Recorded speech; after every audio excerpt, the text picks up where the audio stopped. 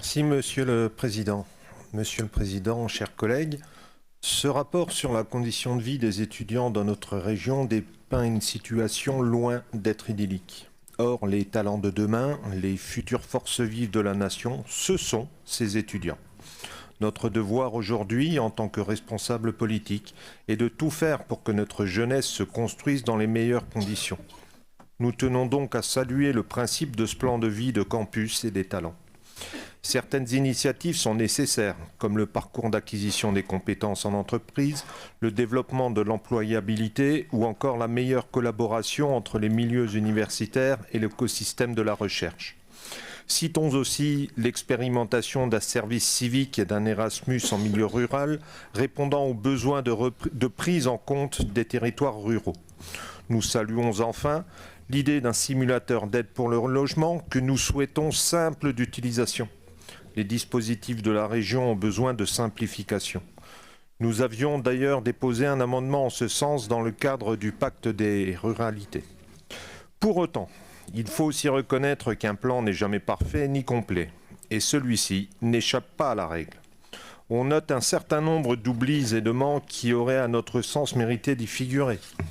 Un travail sur leur sécurité, par exemple, l'amélioration du pouvoir d'achat ou encore des actions sur la confiance en l'avenir des étudiants et des familles.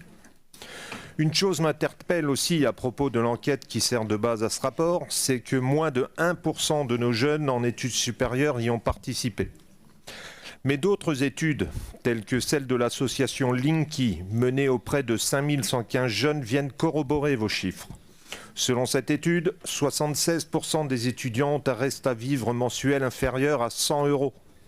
Un étudiant sur deux demande des colis alimentaires. 73% ne peuvent pas s'acheter de viande, 37% de fruits. Un seul chiffre résume l'ampleur du problème. 54% des jeunes sautent des repas pour des raisons financières, alors qu'ils étaient 43% en 2022. Vous l'aurez constaté, la précarité explose sans que de solutions efficaces n'aient été mises en œuvre à ce jour. Ce plan de vie campus pour le bien-être des étudiants doit non seulement rattraper le retard pris, mais aussi préparer le futur. Avec 219 000 étudiants dans la région, il faut prendre à bras le corps ce problème qui est une question de dignité. Les jeunes, nos enfants, doivent étudier dans des conditions normales, sans connaître ni la faim ni le mal logement, et nous devons tout mettre en œuvre pour qu'ils y parviennent.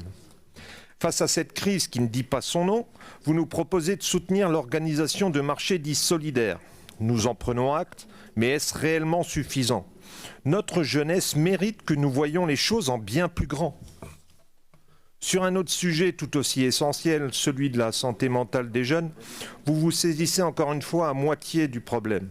Selon Santé publique France, plus d'un tiers des 18-24 ans reconnaissent ne pas prendre soin de leur santé mentale, tandis que plus de 20% des 18-24 ans sont concernés par la dépression.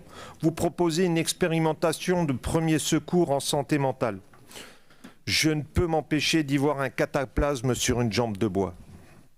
Alors que cette période de la vie devrait être un condensé de projets, de rêves d'avenir et d'insouciance, les jeunes connaissent une véritable épidémie de solitude.